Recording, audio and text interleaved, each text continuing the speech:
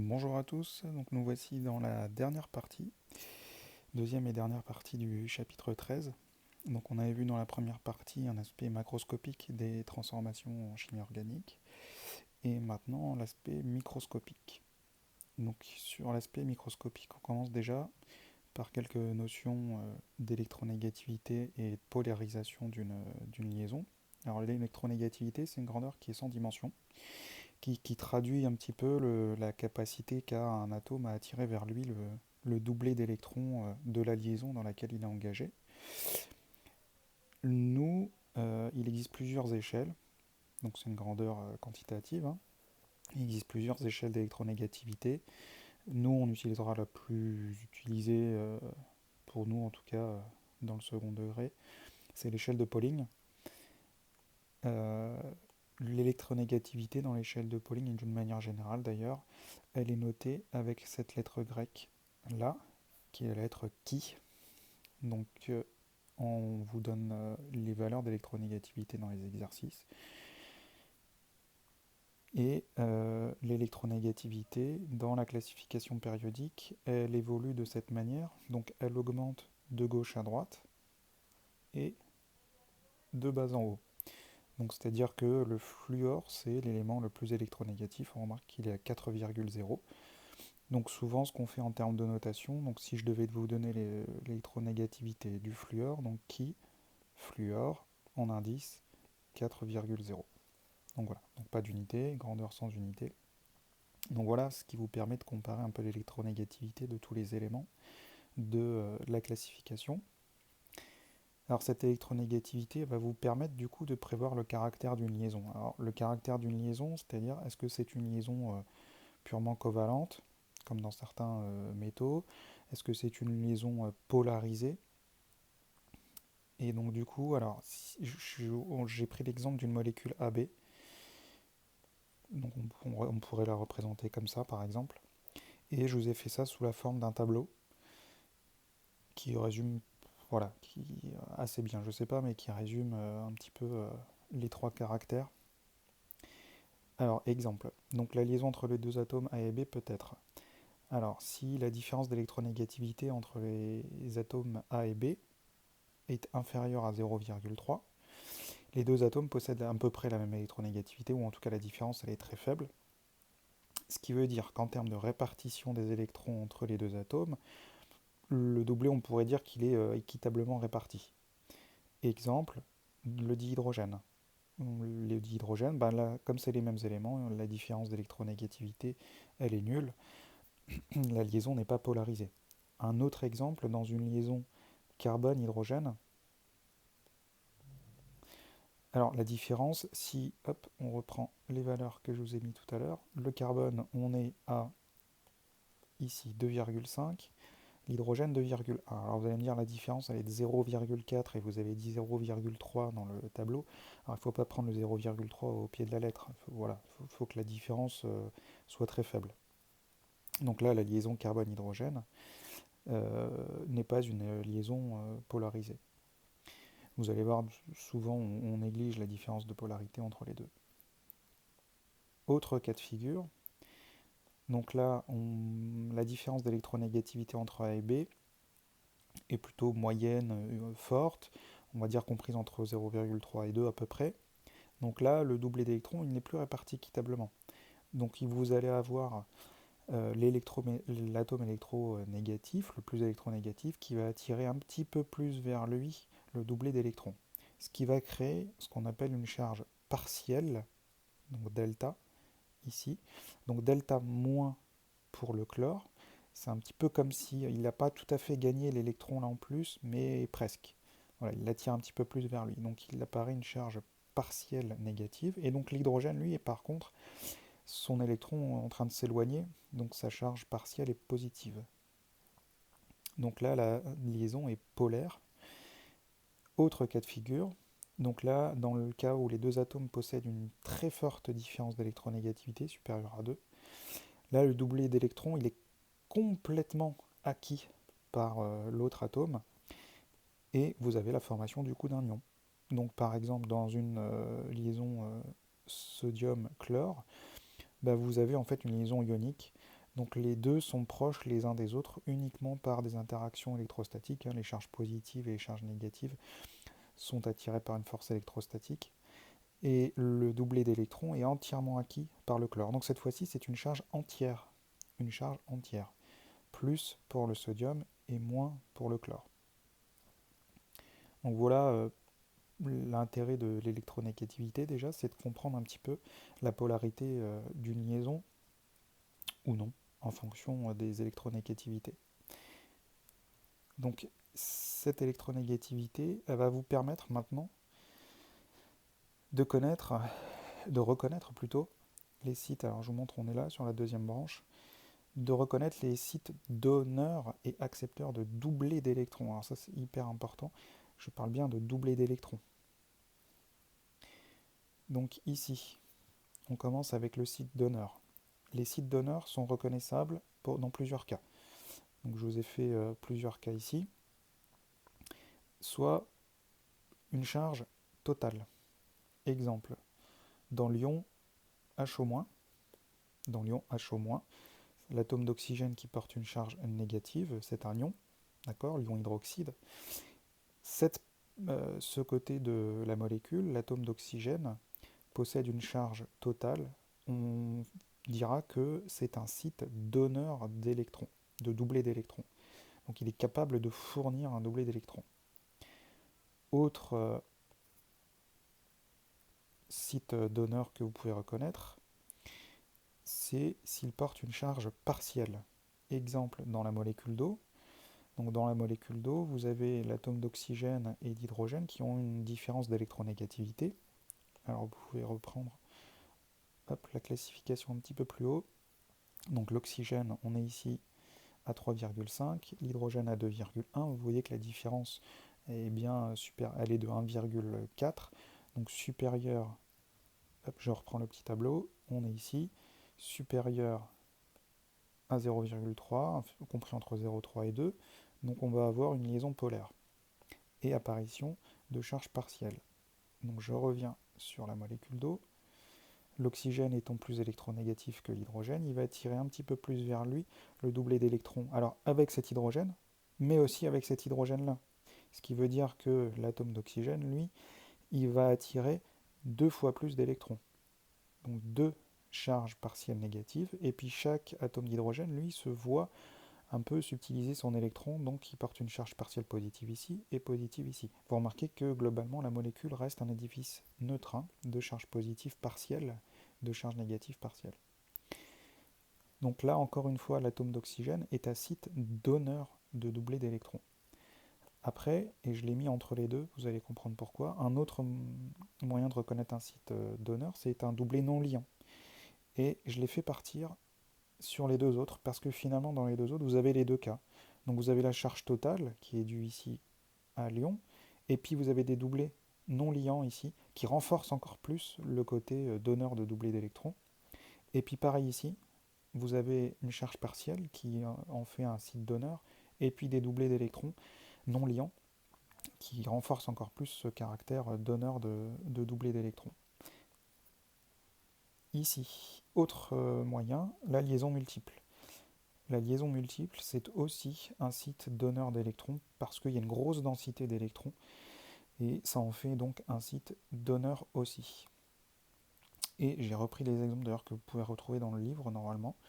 Donc on est ici, site donneur, quelques exemples. Donc ici sur l'azote, un doublé non liant et lorsqu'il sera lié à des atomes moins électronégatifs, il portera une charge partielle négative, une forte électronégativité l'azote, donc il y a de grandes chances qu'il soit lié à d'autres éléments moins électronégatifs. Le phosphore, même principe. Voilà, et puis après je vous laisserai lire. Ici, c'est donc le doublé qui est site donneur. Et puis ici, vous avez des doublés non liants, une charge partielle négative et en plus une double liaison. Vous voyez, ça en fait un site très fort, très fortement donneur de doublés d'électrons. Alors voici pour les sites donneurs. Et puis vous avez aussi des sites accepteurs de doublés. Et donc les sites accepteurs de doublés, vous avez par exemple une charge totale ça reprend un peu le même principe. Donc, comme exemple, on pourrait prendre l'ion hydrogène. Donc, l'ion hydrogène, H+, possède une charge totale positive, ce qui en fait, lui, par contre, un site accepteur de doublé d'électrons. Autre exemple de site accepteur, une charge partielle. Alors on peut prendre l'exemple du chlorométhane. Donc le chlorométhane, vous pouvez d'ailleurs chercher, mettre pause et puis chercher un petit peu la formule de Lewis. Donc le chlorométhane, donc méthane, un seul carbone, et chloro, un atome de chlore fixé sur le carbone. Donc chlorométhane.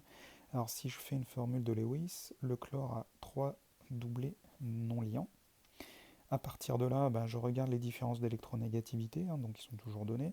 Donc il y a une forte différence d'électronégativité entre le chlore et l'atome de carbone, ce qui fait que l'atome de chlore va posséder une charge partielle négative et l'atome de carbone une charge partielle positive, ce qui en fait pour l'atome de chlore, en plus de ses doublés non liants, un site donneur et le carbone un site accepteur de doublés d'électrons.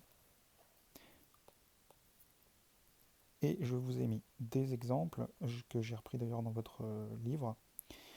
Donc ici, vous avez quelques exemples. Donc l'atome d'hydrogène, je viens de vous le faire en exemple. Le lithium aussi, par exemple. Ici, l'atome d'oxygène plus électronégatif que l'atome de carbone. Donc liaison polarisée avec un atome de carbone du coup qui devient site accepteur. Là, je viens de vous faire l'exemple dans le chlorométhane. Et ici, toujours le même principe. L'atome d'oxygène porte une charge partielle négative et en plus une double liaison et des doublés non liants, ce qui en fait pour le carbone un site accepteur de doublés. Alors, je viens de me rendre compte juste d'une petite erreur, c'est juste une flèche. Donc là, faites attention juste de corriger. Je vais vous enlever cette partie-là. Elle n'est pas raccordée à la bonne branche. Donc ça, vous pouvez ne pas la faire ou la supprimer si vous l'avez déjà faite. Voilà, et on est plutôt relié à cette partie-là. Voilà. Donc site donneur et accepteur, site donneur accepteur, site donneur, site accepteur. Donc voilà, alors tout ça pour finalement arriver à la compréhension de ces transformations en chimie organique, c'est-à-dire justement ces additions, ces substitutions, ces éliminations, comment elles se déroulent à l'échelle microscopique, comment expliquer justement ces mouvements, ces ruptures de liaison et ces formations de nouvelles liaisons ou formations d'ions. C'est ce qu'on appelle en chimie organique un mécanisme réactionnel. Alors le mécanisme réactionnel, si vous voulez, il décrit à l'échelle microscopique chaque étape d'une transformation chimique. Donc vous, l'équation de la réaction qu'on écrit habituellement en chimie, on va pouvoir décomposer en fait en plusieurs étapes cette équation et comprendre ce qui se passe au niveau des doublés d'électrons. Et dans ces mécanismes, on va indiquer le déplacement justement des doublés d'électrons qui va provoquer la rupture ou la formation de liaison. Donc le mouvement des doublés d'électrons, c'est conventionnel, donc il sera représenté par une flèche courbe qui ira toujours du site donneur vers le site récepteur de doublés d'électrons. Alors le mieux pour vous expliquer tout ça, c'est de prendre un exemple. Ce sera le plus simple pour que vous puissiez comprendre. Alors comme exemple, je vous prends quelque chose de très simple. Donc la réaction du propène avec l'eau qui nous donne un alcool ici. Donc le propane de Hall. Et donc ici, c'est l'équation de la réaction qui a lieu en milieu acide. C'est pour ça qu'on le met au-dessus de la flèche. Voilà, ça veut dire qu'on est en milieu acide et là vous allez comprendre l'intérêt d'être en milieu acide. Donc ça, c'est l'équation de la réaction qui représente la transformation chimique. Ici, nous sommes à l'aspect macroscopique.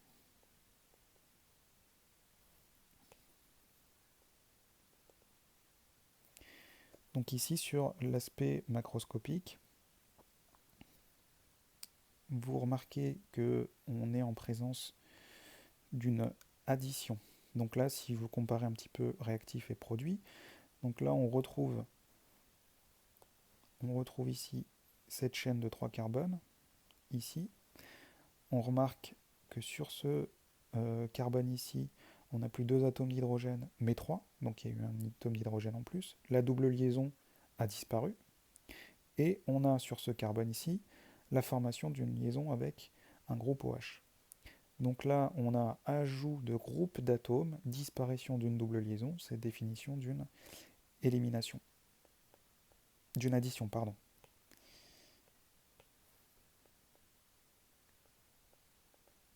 Donc ici, c'est une addition. Et maintenant, pour expliquer cette addition, on vous propose, c'est pas à vous de le trouver, hein, bien évidemment, on vous propose le mécanisme réactionnel, c'est-à-dire étape par étape la formation et la rupture de toutes ces liaisons. Donc voilà maintenant à quoi ressemble un mécanisme réactionnel. Donc c'est ces 3 étapes que vous avez ici. Donc l'étape numéro 1, l'étape numéro 2 et l'étape numéro 3. Donc là on est sur un aspect microscopique qui va vous permettre de comprendre l'aspect macroscopique. Alors ici, donc sur le premier exemple, on vous donne toujours le mécanisme. Par contre, ce qu'on ne vous donne pas, mais moi ce que j'ai mis déjà ici, c'est ce fameux mouvement de doublé d'électrons par une flèche courbe. Donc la question en général, c'est ajouter sur le mécanisme réactionnel à l'étape numéro blabla les flèches qui permettent de rendre compte des mouvements de doublé d'électrons. C'est les questions habituelles que vous avez. Et c'est ce que vous devez être capable de faire dans cette partie. Donc sur le premier exemple, la première chose que vous devez faire, c'est déjà reconnaître les doublés, les sites donneurs et les sites accepteurs.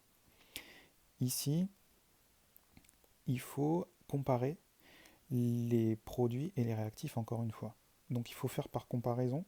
Donc là, ce carbone-là, on va pouvoir les numéroter si vous voulez qu'on s'y retrouve un peu mieux. Donc carbone 1, 2, 3. Et là, je retrouve carbone 1, 2 et 3. Donc sur le carbone numéro 1, on le retrouve ici, CH3. Sur le carbone numéro 2, on va le retrouver ici. Alors petit changement, on remarque qu'ici, il n'y a plus la double liaison entre le carbone 2 et 3. On remarque qu'ici, sur ce carbone numéro 3, il y a un atome d'hydrogène en plus. Et ici, la double liaison a disparu. Donc à partir de là, comment expliquer ça? On cherche notre site donneur et notre site accepteur. Le site accepteur, je vais le mettre en bleu. Donc notre site accepteur ici, l'ion hydrogène, portant une charge positive, site accepteur. Dans l'autre molécule, le site donneur, le site donneur, ça va être notre double liaison. Il n'y a pas de charge partielle, il n'y a pas de charge totale. Grosse densité d'électrons sur la double liaison, ça va être notre site donneur. Et donc je vais réaliser une flèche qui va aller du site donneur d'électrons vers le site accepteur. Donc cette flèche, alors on la fait un petit peu courbe, hein, comme elle est là, du site donneur vers le site accepteur. Ce qui veut dire que cette liaison-là, cette liaison double, une des deux liaisons, s'est rompue, et a formé une nouvelle liaison avec l'ion hydrogène. Alors ce qui se passe, elle est ici, ce qui se passe au niveau électron, donc du coup là, le carbone numéro 2, je viens de lui arracher finalement son électron qu'il avait émis dans cette liaison covalente. Donc si je lui arrache un électron, il porte une charge positive, ce qu'on retrouve ici. Ici, l'atome d'hydrogène qui avait un électron en défaut, H+, il vient de récupérer finalement un électron grâce à cette liaison. Donc on retrouve un atome d'hydrogène ici. Alors vous allez me dire, mais pourquoi l'atome d'hydrogène, il vient se fixer sur le carbone numéro 3 et du coup pas sur le carbone numéro 2, parce que ce serait possible aussi. On pourrait très bien avoir cette liaison qui se fixe avec l'atome d'hydrogène, mais le carbone numéro 2 garde cette liaison et forme une liaison avec l'atome d'hydrogène. Alors vous n'avez pas forcément besoin de le savoir, vous suivez le mécanisme qu'on vous donne, mais juste pour la petite explication, un carbone qui porte une charge positive comme ça, intermédiaire, je dis intermédiaire parce qu'après il va se transformer encore, il est plus stable s'il est lié à deux autres carbones. Donc ce carbone-là qui est chargé positivement sera plus stable que le carbone numéro 3 qui sera lié à un atome de carbone et à 2 atomes d'hydrogène avec cette charge positive. Donc cette molécule-là est un petit peu plus stable que la molécule, je vais vous la faire comme ça ce sera plus clair. Donc on retrouve CH3 du carbone numéro 1, là CH2 et là CH2+. Voilà, cette molécule donc, que je viens de faire là, qui pourrait être l'autre solution, bah, elle ne se forme pas parce que le carbone qui est ici est moins stable que celui-là. Voilà, ça c'était pour la petite histoire en plus. Donc du coup là, on continue sur le mécanisme. On passe à l'étape numéro 2. Donc sur l'étape numéro 2, vous avez le deuxième réactif qui intervient, H2O. Donc là, le deuxième réactif qui intervient sur l'espèce qui a été créée à l'étape numéro 1. Et pareil, on compare à ce qu'on obtient à la fin de cette deuxième étape. Donc là, à la fin de cette deuxième étape, alors on va pouvoir renuméroter les carbones pour s'y retrouver un petit peu. 1, 2, 3. Alors maintenant, comment les reconnaître de l'autre côté? Ben là, je retrouve mon atome de carbone numéro 1, là mon atome de carbone numéro 2, et ici mon atome de carbone numéro 3. Donc ici, vous remarquez que H2O, ici, qui est ici, finalement c'est fixé à un carbone de la molécule ici, et sur le carbone numéro 2. Alors, comment expliquer ça? Ben, pareil, on cherche nos sites accepteurs et nos sites donneurs de doublés. Alors, les sites accepteurs, je vais le remettre en bleu comme on a fait dans l'étape numéro 1. Ben là, sur mon carbone, j'ai une charge positive. Il en devient un site accepteur de doublés. Ensuite, en termes de site donneur, ben, sur mon autre molécule, j'ai un atome d'oxygène qui porte des doublés non liants et en plus, on va les rajouter de la même couleur, une charge partielle négative sur mon atome d'oxygène. Et donc du coup, je vais avoir un mouvement d'un des doublés non liants vers mon site accepteur. Donc par une flèche courbe, encore une fois. Alors ce qui fait, pour expliquer la suite, ce qui fait que mon atome de carbone qui porte une charge positive va récupérer l'électron grâce à une liaison. Par contre, l'atome d'oxygène, lui, a engagé un électron qui ne devrait pas normalement dans une liaison. Et du coup, il apparaît une charge en défaut, puisque cet électron lui appartient finalement plus. Il porte une charge donc positive. Et puis, dernière étape, donc on reprend le produit qui a été formé à l'étape 2 pour expliquer la formation finalement de notre molécule ici, de notre produit de la réaction qui est l'alcool. Donc ici, hop, on a notre réactif et vous remarquez qu'il n'y en a pas d'autre. Donc ça veut dire que là, la rupture de la liaison ou les formations de liaison a lieu à l'intérieur de la molécule. Alors maintenant, on a sur cette molécule un atome d'oxygène et d'hydrogène fixé à un atome de carbone qu'on retrouve ici. Mais vous remarquez que cette liaison avec un atome d'hydrogène, ou celle-là, peu importe, n'apparaît plus dans cette molécule. Donc encore une fois, je cherche mon site accepteur et mon site donneur. Là, le site accepteur, c'est mon atome d'oxygène qui porte une charge positive.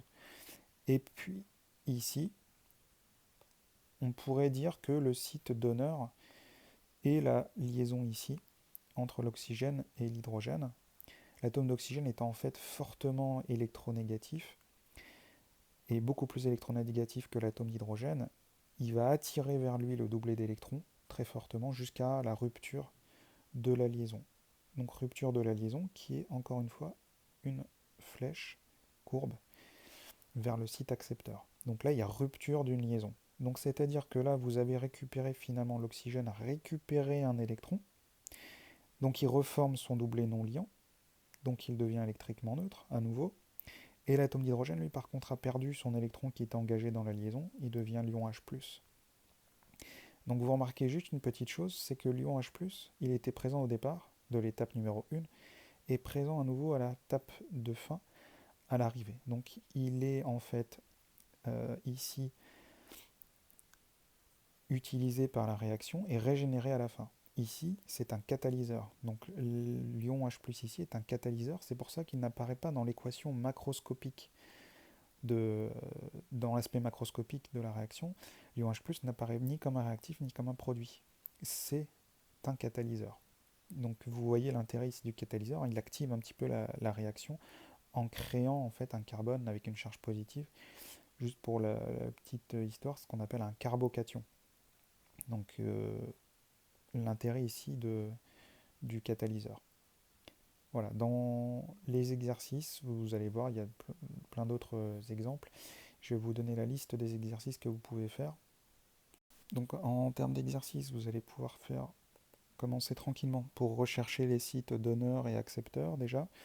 L'exercice 8 et 10, page 313. Donc là, c'est rechercher les sites donneurs et accepteurs. Ensuite, l'exercice 12 et 13, page 314. Donc là, c'est placer des mouvements de doublé avec des flèches courbes sur des exemples assez simples et avec des charges qui sont déjà mises. Donc voilà, c'est un des exemples assez simples. Ensuite, un tout petit peu plus compliqué, mais parce qu'il mélange aussi beaucoup de choses, c'est le 18, page 315-316. Voilà, vous allez reconnaître, il y a encore une fois, on peut retrouver des spectres hier, donc ça va faire du bien un peu aussi de réviser, de revoir ça un petit peu. Voilà, et puis je vais vous donner une liste d'exercices. Donc je vous l'envoie sur Slack. Une liste d'exercices uniquement sur des mécanismes. Ce que des extraits de bac un peu mis bout à bout, les uns à la suite des autres, à chaque fois de sujets différents. Comme ça représente à chaque fois qu'une seule ou deux questions, j'ai fait un espèce de bilan de tous les sujets. Enfin, c'est pas moi qui l'ai fait, mais je l'ai mis en page pour vous. Donc ça, je vous l'enverrai directement sur Slack. Et voilà pour le chapitre 13.